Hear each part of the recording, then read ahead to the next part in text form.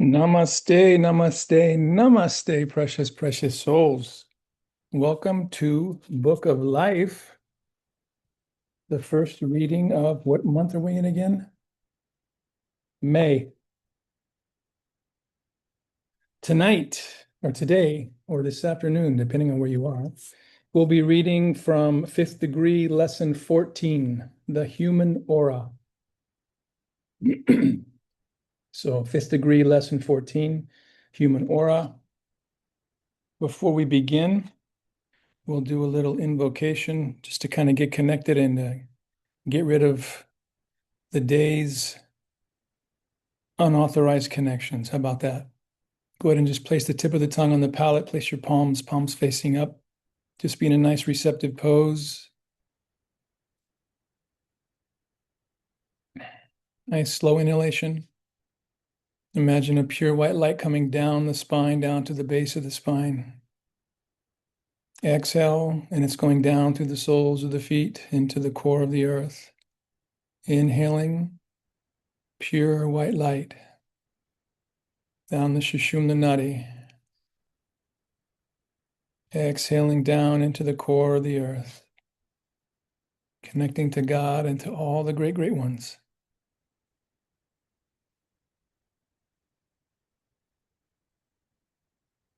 To the Supreme Being, the source and fountain of all life, the Heavenly Father, Heavenly Mother. To all of our teachers, Holy Master Choa, Buddha Padmasambhava. To Robert and Earlyne, Circle of Seven.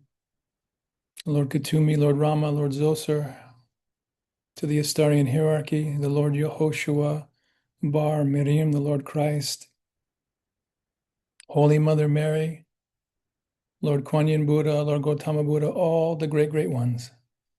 To our higher souls, our oversouls, our celestial guides, our angel guides, and Sanat Kumara, the solar logos, the universal logos. May we be a center of the radiation for thy power. Teach us to travel light, that we may better gain the heights and break the bonds that bind. Teach us to give ourselves entirely to thy service and to attune ourselves to thy will. Help us to lay down the small personal life for the greater cosmic life and to love with the love of God, with thanks and in full faith. Om. Amen. Om.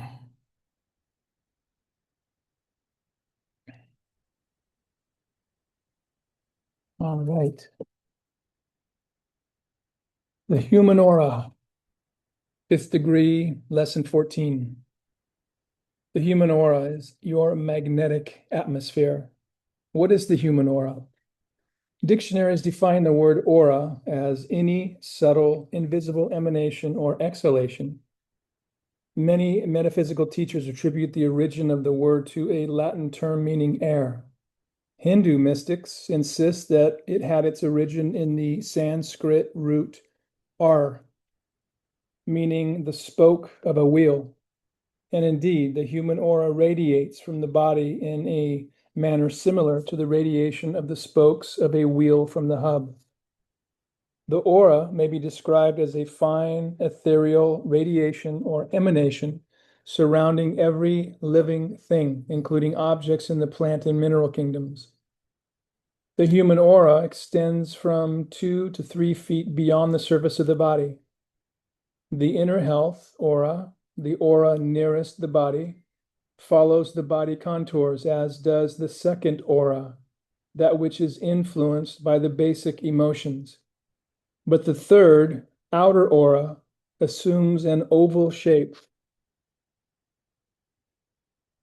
an egg-shaped nebula surrounding the body on all sides for a distance of 2 to 3 feet. This outer aura is often referred to as one's magnetic atmosphere. When the auric egg is seen clairvoyantly, it often glistens like a shimmering, luminous spider web. So subtle are the forces which compose it. The aura is sensed by a large percentage of persons through psychic awareness, usually subconsciously. They perceive its presence and quickly respond. A feeling of attraction or repulsion is instantly aroused, sometimes without a word spoken. This psychic awareness lies outside the range of the five senses. Nevertheless, the sensitive knows it to be a reality. Many Astarians possess well-developed clairvoyance. Your powers of psychic perception are more highly developed than those of the average individual. Reports from Astarians and other psychically aware people invariably agree that the outer human form is surrounded by the egg-shaped aura of 2 to 3 feet in depth, more dense in the portion nearest the body and gradually becoming more tenuous as the distance from the body is increased.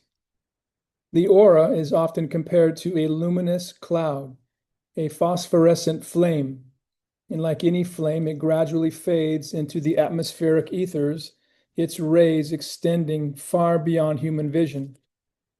Why is my aura not always the same? The well-developed clairvoyant recognizes the aura to be composed of all the colors of the spectrum. Combinations of colors differ in various persons and are constantly shifting in each individual aura. These colors reflect the mental and emotional states of the person. As mind and emotions constantly change, so do the glowing colors of the aura, presenting a kaleidoscopic spectacle of wondrous beauty. The auric index to character. Some psychics read your character and the nature of your passing thoughts and feelings by observing the shifting colors of your aura. Those who have not developed the gift of psychic perception are usually able to feel the vibrations of the aura. Whether able or not to see the colors, the psychic senses and mental states which have caused them. The colors are but the outward appearance of the vibrations themselves. In describing the aura as a flame, it often may be compared to great hot tongues of fiery force that stream out from the windows of a burning building, rising, falling, shifting in great waves of emotional excitement, or whirling like a great fiery maelstrom. At other times, it may reflect a beautiful, calm, luminous atmosphere. A few moments later, it may project sparks from the radiant center, detaching themselves to become thought forms which linger in the force field of the aura. The delicate, luminous aura that surrounds the sensitive, the psychic, the medium, the seer, indicates one who is unadaptable for ordinary rough work in the materialistic world. A chiffon dress would never be suitable attire for survival in a storm. Exposing these sensitives to the strain of worldly work soon results in disaster. They need to lead more sheltered lives, much as they led in ancient temple days when they made the temple their home and devoted their days to greater seership. In the evolution of the human race, clairvoyant vision will eventually become the common sixth sense. Everyone possesses the potential now, it only waits to be developed. Among scientists today, many recognize the presence of a nebulous, hazy substance surrounding the physical form of every person. What causes me to be radioactive? Psychics and scientists alike are aware that each human being is radioactive, but science has yet to recognize the relationship between auric colors and the mental and emotional states of the person. Few scientists have ever really given dedicated attention to this important study, the pranic aura. Science has yet to recognize the fundamental substance of which the aura is composed, but every esotericist knows it to be prana, the vital essence of life itself. Prana is the principal energy in nature. It lies at the very basis of manifested life. It is present in all forms of living things, from the most minute microscopic form on earth to angels on the higher planes. Its presence permeates everything and makes possible all life activity. The mind or the soul is not prana. Prana is the force or energy through which the soul manifests activity and the mind manifests thought. It is the fuel that runs the physical and mental machinery of life. It is the substance of the human aura, and the colors of mental states function in that substance. Prana is not of material substance, rather, it is the life energy permeating all things in nature. All auras are composed of it. The health aura, really the aura of the physical body, follows every line of the physical form. It has little to do with the mental state. This inner aura radiates little color, rather, it registers from gray up to the sparkling beauty of crystal clear. Clairvoyants observe streaked or bristle-like lines in the etheric body aura, radiating outward from the physical form, similar to the quills of the porcupine. Persons in good health radiate lines and streaks that extend outward, firm and straight. If the general health is deficient, these radiations droop downward. When the lines of energy in the health aura are said to be firm and straight, it is not meant that they are hard or brittle. Firm radiations indicate health. Brittle, crystallized lines indicate negativity. Drooping lines indicate poor health. Spongy, porous lines indicate physical degeneration. What is the most common of all human negatives? The brittle aura is generally recognized as that of the ordinary person. The principal cause of such a phenomenon is that of emotional fear. It is safe to say that the auras of most of humanity contain some brittle lines. There is scarcely a soul living on earth who does not, at least occasionally, experience the sensation of emotional fear. Although fear is the universal producer of brittle lines of energy, sustained jealousy, selfishness, envy, hatred most certainly contribute. Fear, however, is more often a sustained emotion than the other fluctuating expressions.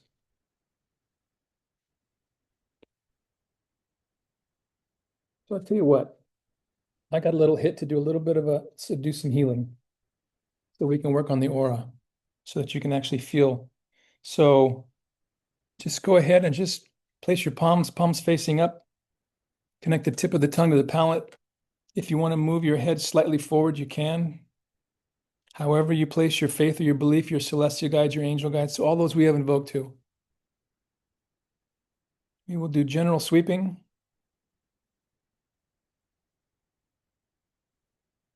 Right down the center, the Sushumna Nadi, all the way below the feet. Straighten the health rays. Straighten the health rays. Straighten the health rays. And straighten the health rays.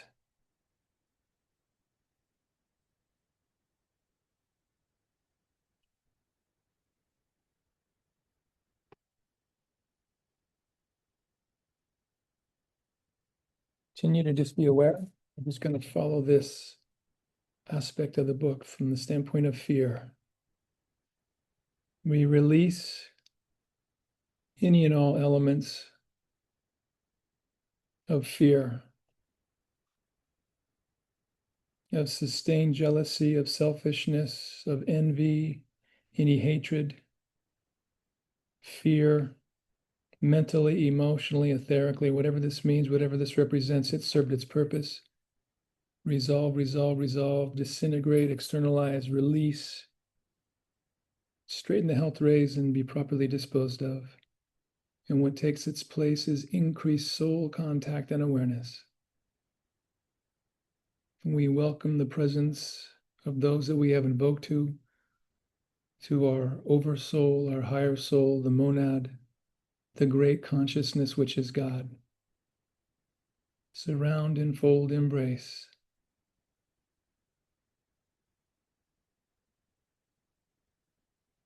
Keep the aura, the health rays of the aura, the inner, middle, and outer aura straight and healthy and whole. So be it. So be it. So be it. Lord Kuthumi, Lord Rama, Lord Zoser, thank you, thank you, thank you.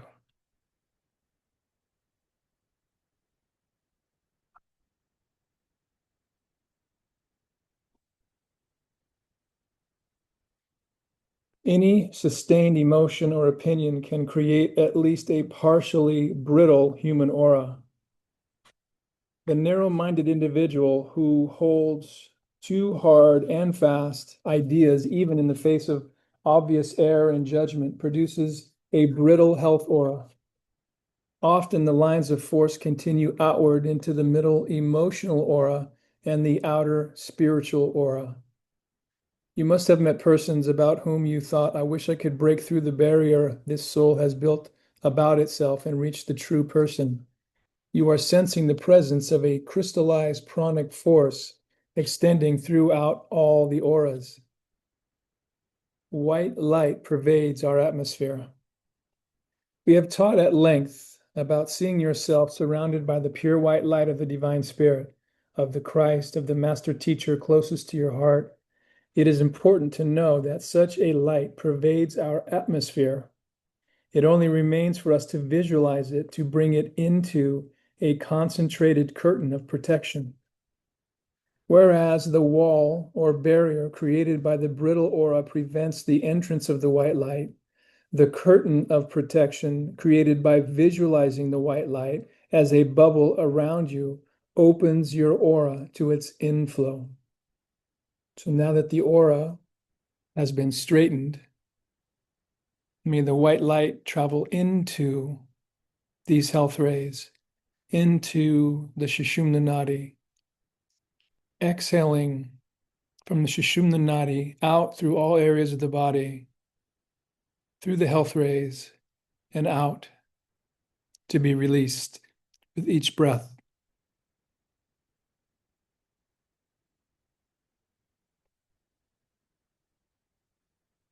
Minute particles of prana are constantly being sloughed off the body, creating an aromatic force field. This scent essence or spore is the vitality, the personalized force, which enables dogs to track a person or animal for a long time after the person has passed. It is the presence of these vital particles of prana which enables the dog to detect one person out of 1,000. Another peculiarity of the health aura is that it is filled with a multitude of these minute sparkling particles, resembling electric sparks, which are in constant motion. These sparks create a vibratory movement similar to the rising of heated air from a stove or from the heated earth on a hot summer day. Persons with an active brain create a pulsating pranic aura around the head, particularly when engaged in concentrated active thought. Hands also possess powerful pranic radiation. You may be able to observe this stream of vital force flowing from every finger if you will place your hand against a black background on a dim light. Can I see my aura? Extend and spread your fingers, fan shape, partially close your eyes, and attempt to perceive the rising pranic force. It may appear like the semi-luminous radiance surrounding a candle flame or gaslight as it assumes a phosphorescent glow. This pranic aura is often felt when you shake hands or come in close contact with a strongly magnetic person. A person who is ill or weak may draw the pranic force from the stronger magnetic person. Indeed, the weak one may momentarily absorb the very life essence of another and never be aware of it. Become aware of the presence of the aura and its importance in your life. Become aware of the aura of others. Become more than aware. Use every opportunity to direct love and light. In matter, friction releases fire. In the world of mind, thought releases spiritual fire or light. Both are caused by chemistry, one physical, the other mental and spiritual. Can you guys feel your own aura? Have you ever tried to feel your own aura of your hand? Just bring your hand up, take your hand, your other hand, and bring it out wide all the way out to the edge. Okay, place the tip of the tongue. When you mail a letter, you got to place an address on it, right? The address is the intention. So you just say, my inner aura of my hand, and bring your hand in nice and slow. and you're going to feel, you may feel like a little resistance. As soon as you feel it, feel something, stop, back away, and then come at it again and see if you feel it in the exact same place. If you do, what you're doing is you're feeling your inner aura. Okay, and that's from the hand. Or you can point your hand toward the other hand and then bring the hand in and see if you can feel that exactly the same. You have little tiny energy centers in your fingertips. You have little tiny energy centers in the palms of your hand. So that's what allows you to actually feel. Okay. And again, think about the health rays that are coming out of each pore, and they're coming out and they're straight, right? So what you're feeling is you're pushing off against those health rays too. Okay.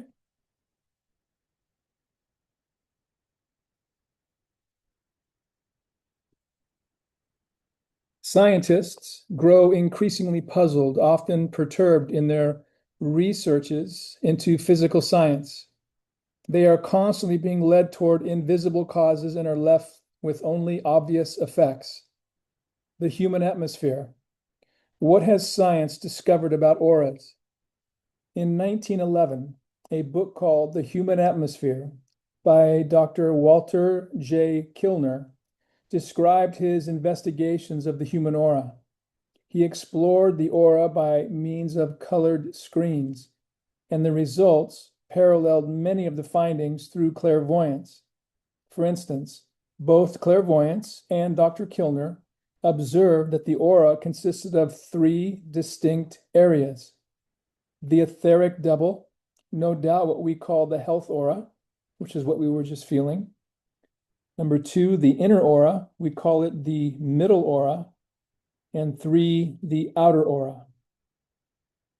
Dr. Kilner's etheric double itself appeared to follow the exact contours of the body. Its width was uniform throughout. It extended from 1/16 to 3/16 of an inch beyond the skin of the body. It appeared to be distinctly striated, that is, it was streaked or striped with color, the predominant color being stripes of a beautiful rose hue. The inner aura commenced at the outer edge of the etheric double, and in some places appeared to touch the body itself. It extended beyond the etheric double from 2 to 4 inches and followed the exact contours of the body, except down the limbs where it narrowed. Again, this middle aura appeared striped or striated. The stripes were at right angles to the body. The outer aura commenced from the outer edge of the middle aura. It varied in size with different people and with the same person under altered conditions. It formed a dull halo around the head. Otherwise, it followed graduated contours around the body, narrowing again down the legs. It broadened around the hands and often projected long distances from the fingertips. The outline was never sharp, but gradually vanished into space. Again, it was striated, possessing very little color. This outer aura often assumed a shape closer to an oval than to the contours of the body. Obviously, Dr. Kilner was viewing the health aura extensions of the etheric double. He describes seeing occasional bright patches of rays of color emanating from various parts of the body, which indicate that he occasionally was beholding the true aura, that which emanates considerably beyond the health aura of the etheric double. Some rays, for instance, completely surrounded the body but were separated from it and appeared to be enveloped by the aura itself. These rays, following the contour of the body but separated from it, often assumed various colors. He frequently observed rays emanating from one part of the body and extending to another part. What makes a healing presence? How auras blend. He observed how the auras of two persons blended. The hands of a healer, for instance, held near a patient, created a ray between his or her hand and the area of the patient's body nearest the hand.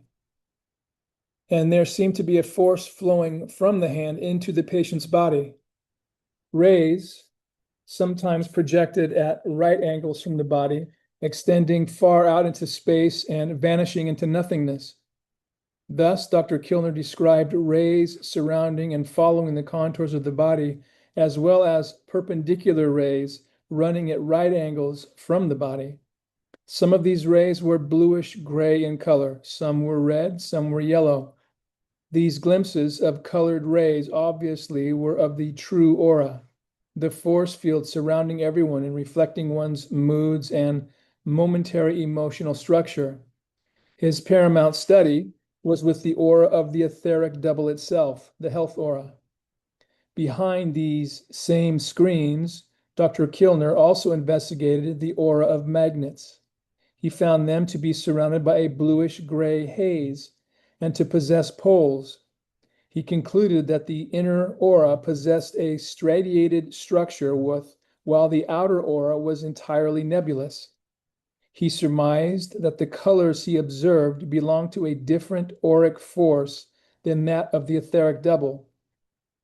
He also discovered that the force of the inner aura could be influenced by conscious projection, that the stripes of the inner aura could be affected by the power of will and by mental direction. He discovered that both auras were affected by ill health.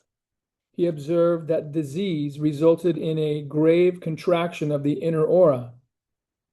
We have also described this in speaking of the health aura, auras subject to will.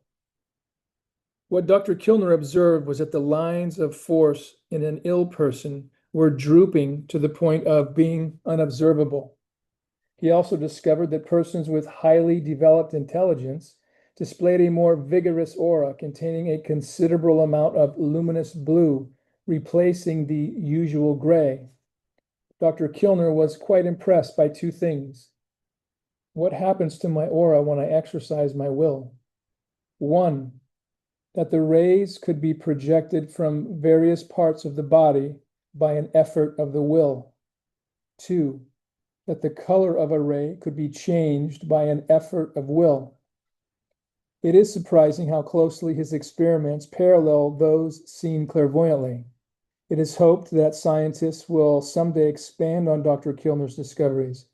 Perhaps they will find screens through which to perceive 1, the etheric chakras, 2, the flow of prana into and throughout the body, 3, the presence of the etheric double. It is possible that doctors someday will use similar screens to diagnose illnesses in the patients. Having become trained to read the aura, they can immediately discover areas of disease and perhaps even the causes. Thus, diagnoses would become considerably less guesswork and more specific. Colors in the aura. In the majority of persons, the psychic sense of clairvoyance is lying dormant. Only a few are able to detect the aura itself and the colors swirling within it. The colors of the aura arise from the various mental and emotional states of the individual. These colors are manifestations of prana on the astral level and are indiscernible to the majority. Why cannot everyone see auras? Again, clairvoyants possess the unfolded sixth sense through which the aura and its colors are seen. The fact that to ordinary vision these manifestations are invisible does not render them any the less real. The fact that a person is blind or colorblind does not make the color all around them any less real. Every shade of any mental or emotional state possesses its corresponding astral color. Once the psychic has the key to this color correspondence, he or she is also able to read the mental, emotional states of a person as easily as one discerns physical plane colors. Auric colors have no relation to pigment or skin colors. All colors of the physical plane are formed from the three primary colors, red, blue, and yellow. From these three basics, all others are created. The secondary colors are green, from a combination of yellow and blue, orange, from a combination of yellow and red, purple, from a combination of red and blue. Further combinations produce myriad other colors. Black is described as absence of color, while white is a harmonious blending of all colors. Both are known as neutral colors. Key to the astral colors. Red reflects the physical phase of mentality, such as passion, anger, physical desires. Red arouses emotions. It is also the color of vigor and vitality. Blue reflects the religious or spiritual phase of mentality. It represents that part of mental activities which concern love, devotion, altruism, reverence. Blue is soothing and calming. Yellow represents the intellectual phase of mentality, such as logic, induction, analysis, judgment. Yellow is inspiring and elevating. White represents what is believed to be pure spirit, the positive pole of being. Black reflects the negative pole of being, which opposes pure spirit in every way. The various combinations and blendings of these astral colors result from the mental and emotional activities of each individual, constantly shifting and changing as thoughts race through the consciousness. Primary colors are found to be streaked, dotted, or clouded by other colors. Often, two antagonistic color streams repel each other, refusing to blend. Often, too, one color neutralizes the other. Occasionally, clouds of black shoot forth to obscure the beauty and serenity of the aura, like black smoke. It may gradually dissolve into nothingness as the individual regains mental composure. At another time, red clouds may flash across the aura, registering the agitation and mental conflict present at the moment. The colors are never at rest, changing and shifting as mental and emotional phases are expressed. Consequently, the colors present a kaleidoscopic appearance, a constant tumult of color streams swirling around each individual. How is excitement easily communicated?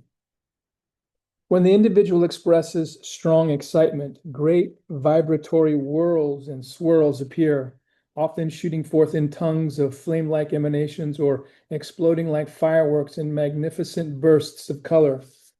The red group. When a pure, beautiful red appears in the aura, it reflects good health, life force, virility. This clear, unspoiled red also reflects love of companionship, healthy exercise or activity, friendship. Its clarity becomes tainted when selfishness, hate, jealousy are expressed. Then the red becomes dark, dull, and muddy. A beautiful, transparent crimson is the color of love, an unselfish love which seeks the happiness of one's partner and friends as well as happiness for oneself rather than only self-satisfaction. If the emotion of love becomes tinged with selfishness, the crimson becomes darker and duller, descending to a type of self-absorption and total disregard for others. The crimson rose becomes a repulsive, boiling black red. Anger also manifests as vivid flashes of dark red.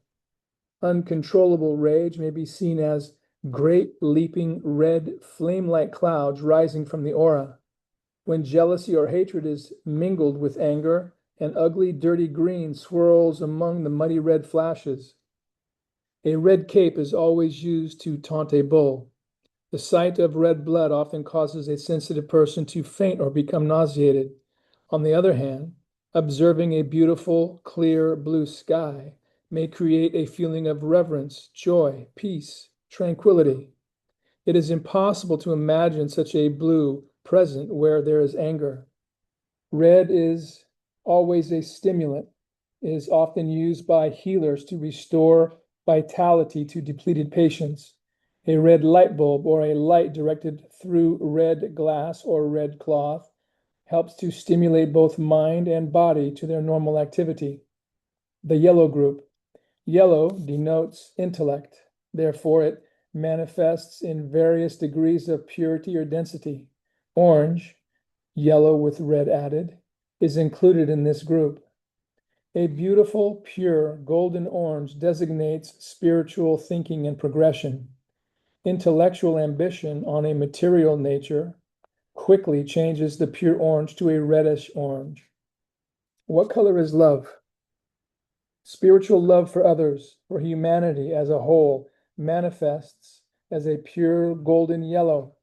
Master teachers always evidence this golden halo around the head. Often clear blue will rise into the halo.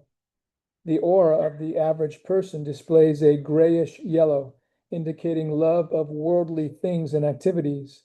A healer often uses a yellow light when treating paralysis or any nervous disorders. Could the old adage about being green-eyed with envy have truth in it? The green group.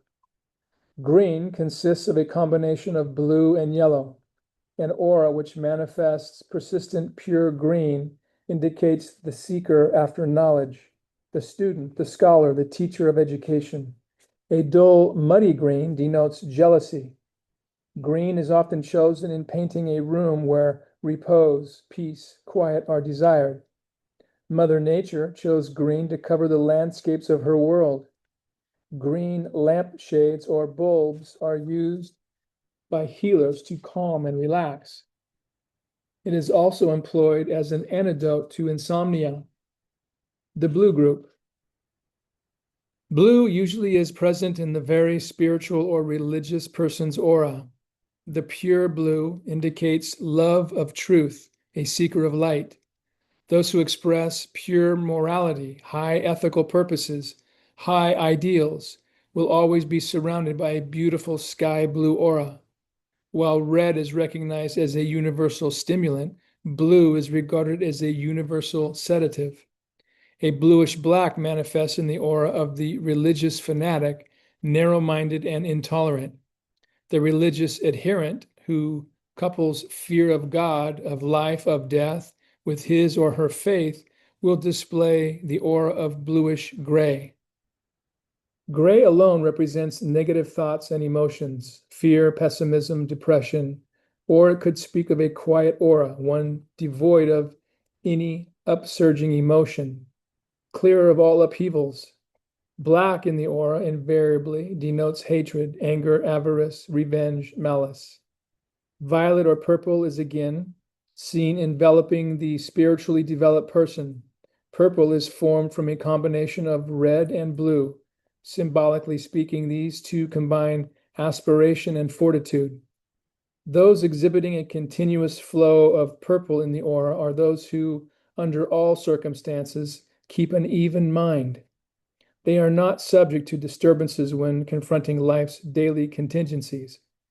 In ancient days, kings and queens were hereditary rulers, the populace accepting the idea that they ruled by divine right. In some cases, these monarchs expressed attainments in psychic and spiritual attributes. Their royal vestments were always purple, since this color had a deep mystical significance. Violet light should not be used by healers. The vibrations of ether which produce it are too intense to benefit average temperaments. Rather, it should be employed to produce psychic stimulation, telepathy, psychic phenomena. All phases of spiritual communication respond to the violet ray. Those who reject the wearing of black at funerals would do well to consider substituting a purple garment. White is the color of pure spirituality. Astarians are familiar with the pure white light as it is used in Astarian healing. A white glow always surrounds the master teacher, in addition to the golden halo previously mentioned. The auric kaleidoscope. The human aura is never in a state of absolute calm. Colors change as rapidly as thoughts and emotions. Even in periods of comparative rest, there are pulsating vibrations and changing hues. In states of mental agitation, swirls of color and wave-like motions pour from the body into the aura like an erupting volcano. Muddy red, green, or black shoot out like flashes of lightning. In periods of reverie or meditation, slow-moving cloud-like colors radiate, white tinged with golden yellow or clear blue, or often a beautiful purple merges with a breathtaking mother-of-pearl luminescence. Surrounding each building, your home or church, for example, is a constantly developing auric pattern relative to the habitual activities that occur in it. Most persons, upon entering a building, immediately detect the vibrations and respond accordingly. Though the ordinary person is seldom aware of the cause of this reaction, the spiritually developed person is always aware of the permeating vibrations of any building he or she enters and finds that business offices and public buildings seldom settle into auric stability. Auras of shrines and temples. In the mystery temples of ancient Egypt and Greece, the Hierophants and their disciples made particular effort to guard the aura of their sacred shrines. Although they recognized the importance of harmless recreation and innocent amusement, this was never a part of temple activities. Such places were regarded with reverence, deep devotion, and the aura was constantly preserved for spiritual manifestations. It is important to keep in mind that such auras could never have been created by the temples themselves. A building is, after all, only a building. It is only made holy in two ways. One, by the continual presence of souls who possess some measure of holiness. Two, by the special dedicatory and sacred ceremonies performed within its walls. Revelation chapter 22, verse 21. The city had no need of the sun nor moon to shine in it, for the glory of God did lighten it, and the Lamb is the light thereof. The present day effect of color schemes upon the emotional and moral welfare of persons is widely recognized. Hospital rooms, which once were painted white, are now frequently painted green or beige. The same is true of schoolrooms, prisons, and reformatories. May soon discover the advantage of influencing inmates for the better through proper use of color. Pink has been known to work magic in quieting down disturbed prisoners, that is, by placing them in a room with pink walls. Human bodies as seen by a clairvoyant. The renowned seer and clairvoyant of the late 1800s, Andrew Jackson Davis, wrote extensively of his clairvoyant visions of the aura, the chakras, and the various organs of the body. It seems fitting to reproduce here his report as it appeared in his book, The Magic Staff, published in 1857. Each human body was glowing with many colors, more or less brilliant and magnetical. The figure of each person was enveloped in a light atmosphere which emanated from it. The same emanation extended up the arms and pervaded the entire body. The nails had one sphere of light surrounding them, the hair another, the ears another, and the eyes still another. The head was very luminous. The emanations, taken in combination, spreading out into the air from 4 inches to as many feet. The utter novelty of this view overwhelmed my mind with astonishment and admiration. I could not comprehend it. Again, I felt confounded and could not feel perfectly certain that I was living on earth. It seemed that the whole earth, with all of its inhabitants, had been suddenly translated into some Elysium. I knew then of no language which could describe my perceptions. Hence, I did not yield the slightest exclamation, nor attempt an utterance, but continued to observe as one in solitude with a feeling of unutterable joy and holy reverence. Clairvoyant X-ray vision. A few moments more, dear reader, and I not only beheld the exteriors of the individuals in that room, clothed with light, as it were, but I also as easily perceived their interiors, and then, too, the hidden sources of these luminous magnetical emanations. In my natural or ordinary state, remember, I had never seen the organs of the human viscera, but now I could see all the organs and their functions, the liver, the spleen, the heart, the lungs, the brain, all with the greatest possible ease. The transparent city of the body. The whole body was transparent as a sheet of glass. It was invested with a strange, rich spiritual beauty. It looked illuminated as a city. Every separate organ had several centers of light, besides being enveloped by a general sphere peculiar to itself. And I did not see the physical organs only, but its form, aspect, and color also, simply by observing the peculiar emanations surrounding it. For example, I saw the heart surrounded by one general combination of living colors with special points of illumination interspersed. The auricles and ventricles, together with their orifices, gave out distinct flames of light, and the pericardium was a garment of magnetic life, surrounding and protecting the heart while in the performance of its functions.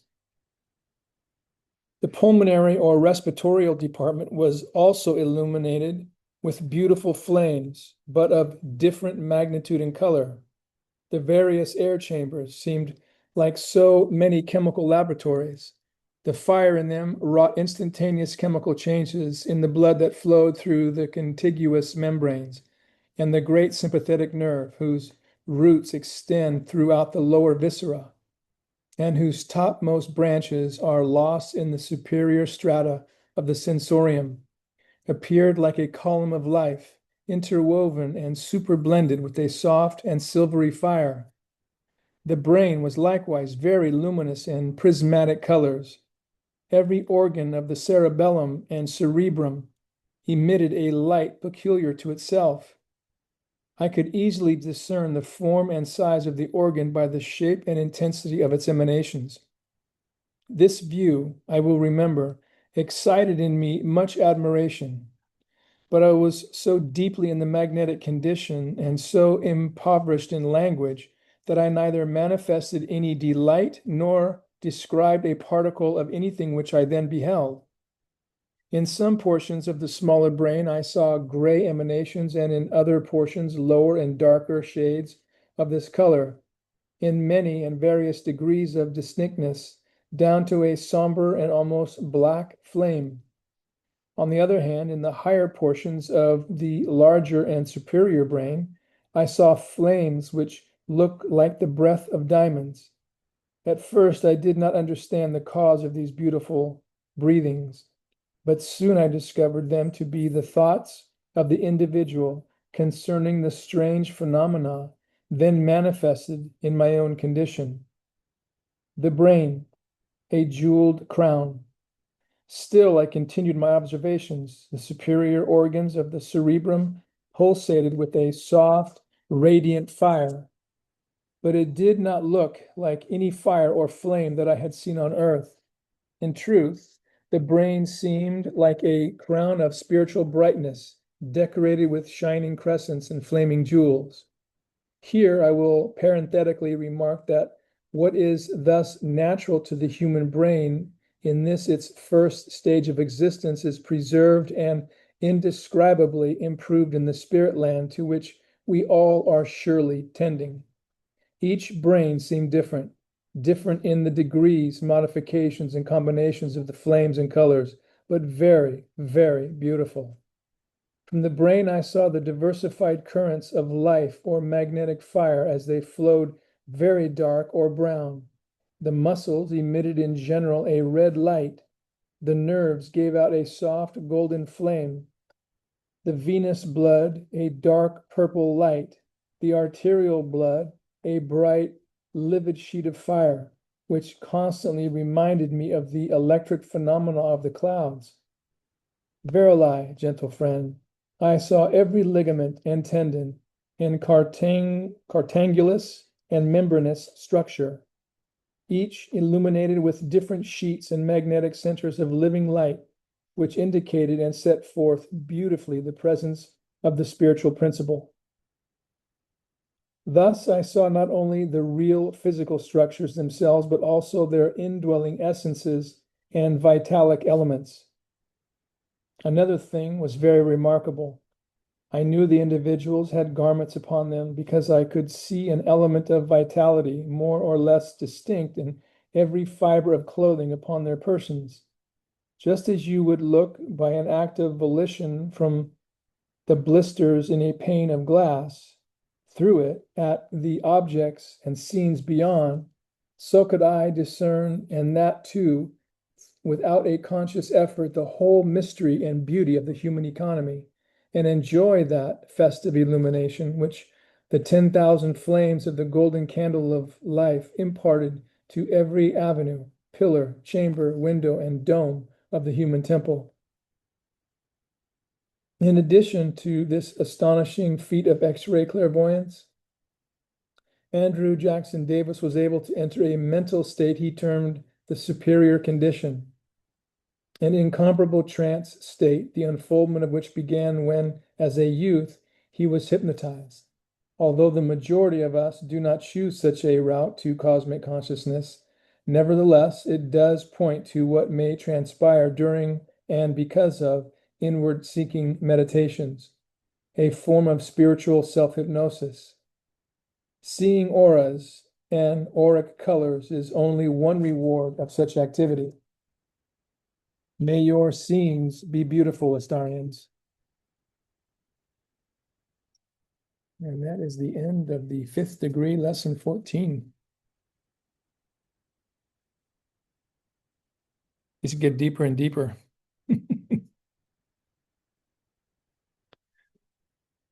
All right, before we end, if you're open, we have the, sorry, the May blessing. So go ahead and just be in a receptive pose. The May blessing, may the power of spirit pervade your life and endow it with the essence celestial.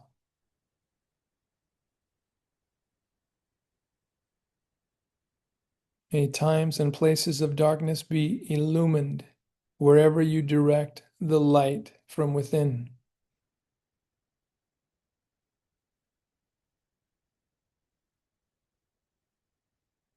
The affirming meditation. During this moment, I welcome the presence of the divine. It cleanses the entire atmosphere of my life. It imparts new freshness and inspiration. With this presence in my life, I am never alone.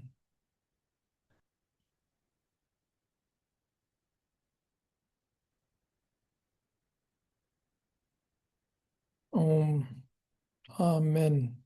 Om.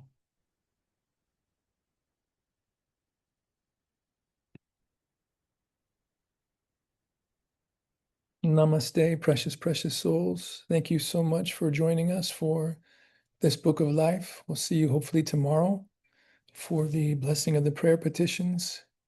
And then we'll see you on Wednesday for the energy blessing and for the mystic vibrations. And then we'll see you hopefully next Monday for the prayers for peace. Have a beautiful morning, day, night, week, whatever it is. We'll see you tomorrow. Okay? Namaste. Namaste, precious, precious souls. Thank you.